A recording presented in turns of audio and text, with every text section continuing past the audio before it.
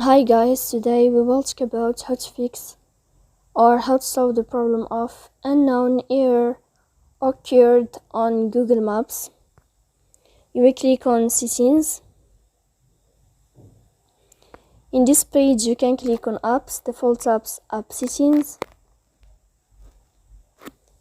On above you can search about Google Maps and you will enter. Then you can click on first stop and you can click OK. After that you will enter to storage. Here you can click on clear cache. In the end you can turn off your Wi-Fi and you can turn on your Wi-Fi again.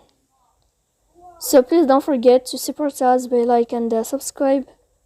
See you next time in another video and thank you for your attention.